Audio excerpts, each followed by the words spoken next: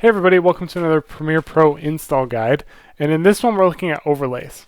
This tutorial really goes hand in hand with the film textures tutorial, so if you haven't checked that one out, watch that as well.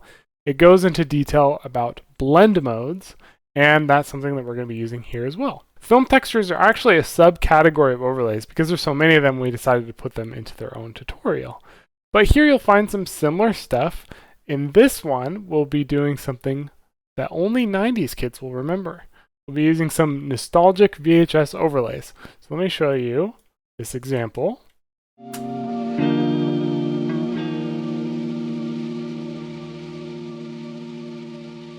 We have some very scratched up footage, and then we have this viewfinder in the center, which just kind of adds some cool style.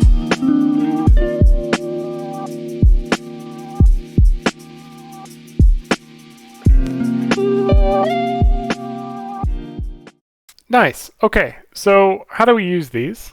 Well, once again, we're going to be using the Libraries panel. The Libraries panel is found underneath Window, and make sure that Libraries is checked. Libraries is a convenient way of accessing all of your media assets. So everything that we've been doing so far, with the exception of LUTs, has been found in Libraries. Very convenient. I do recommend installing whatever you have into Libraries. Okay, so let's go into Overlays. And let's scroll down here to Nostalgic VHS. Okay, so to add any overlay into your project, you're going to right-click, Add to Project. And by doing that, it's going to take us back to the Project panel.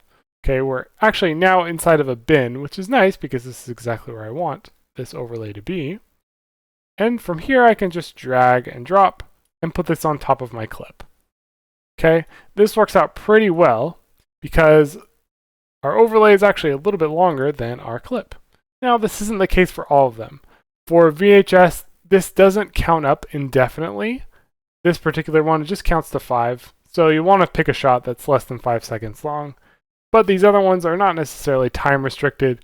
You'll just need to duplicate them if you want to continue using them. Here's an example down here of how I duplicated the viewfinder. That's these dots in the center to continue on throughout my entire sequence. All right, so let's come back down to here, and just for fun, I'm going to label this one a different color. So now we need to use a blend mode so that we can see through the overlay and see the guy skateboarding underneath. Obviously, we don't want this to be black the entire time. So I'm going to go to my effect controls, make sure that the overlay is selected, and come to opacity. If this is collapsed, make sure to expand it. And underneath blend mode, we can change this to my favorite, screen.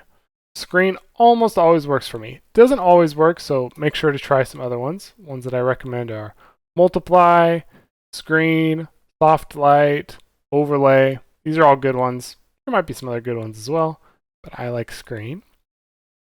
And we'll play this back. And just like that, I've got a great overlay. It is as easy as that. Now, if I want to double up on overlays, I can do that as well. I can come back to Libraries, right-click, Add to Project.